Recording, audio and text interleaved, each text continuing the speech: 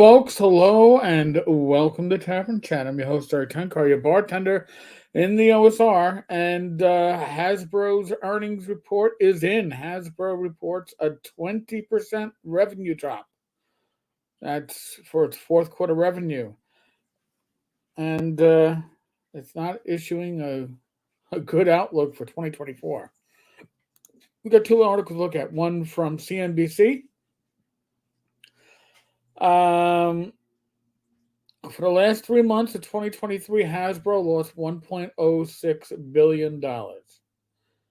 Ouch. For the full year of 2023, revenue declined 15% to $1.29 billion, including double sales drops in its consumer products and entertainment segments. Now remember, it did get rid of E1 at a bargain price for the buyer. It did see an increase in revenue, however, in its Wizards of the Coast and digital gaming segment, primarily due to licensing revenue related to Baldur's Gate 3 and Monopoly Go. Okay, and the company reduced its inventory by more than 50% compared to the year before. What is that?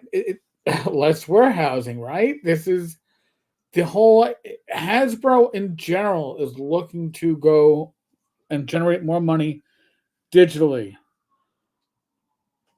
WotC, extremely much more. So, Hasbro expects further revenue declines in the year ahead. The Wizards of the Coast segment, the company expects a 3 to 5% revenue drop and 7 to 12% hit across its consumer products business. Wow. Now, let's put this in perspective. In theory, right? This is the 50th anniversary of D&D. This should be the year that D&D goes hog wild. Instead, we got the announcement yesterday, Player's Handbook in September, DMG in November, and Monster Manual in February of 2025. And this is all on the tail end. This is not much time. Usually when you reboot a system, especially a system like D&D, when you're rebooting the rule system, you're putting out new core books, you expect a huge bounce in revenue, a huge bounce in profit. They're not seeing that. They're not expecting it. Now, part of this is that 2023 got a huge bounce from Baldur's Gate, which is great.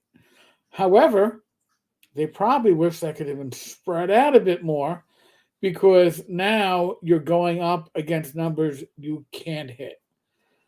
And why are we getting these late release dates for the core books of D&D? Of D&D 2024 or D&D the Forever Edition. We're getting late release dates. We're getting September, November, and February because most likely they're holding off on those books till the VTT gets done. And the VTT needs to release with that. Now, I would think the VTT would need to release with the Player's Handbook. Most of what's going to come up, most of the changes in D&D 2024, which is fully backwards compatible, is going to be in a Player's Handbook. It's the player character classes. That's most of the issue, most of the changes. So you're getting that first. Theoretically, you should be able to play 2024 with just the new Player's Handbook. Time will tell. We shall see. But again, the holdup is likely the VTT. And we have another article from Market Watch. And, 2023 was challenging and we still expect the toy industry to face near-term headwinds, we believe we're taking the necessary steps to turn our consumer products business around. That was Chris Cox. Retail inventory is down about 20%. While we think Hasbro's retail inventory is in a healthy position across the industry, a lot of older discounted inventory still remains in the market. Well, we saw that with Ollie's, right? We saw Wizards of the Coast D&D stuff being cleared out at Ollie's.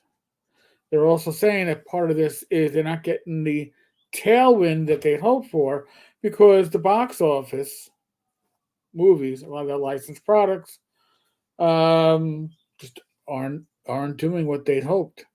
So this marked the third straight miss of earnings expectations and the biggest miss on a percentage basis since the second quarter results of 2020.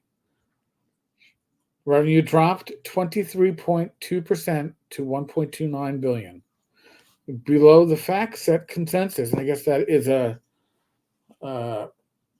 company watching website of 1.34 billion. So they were even lower than expected on that.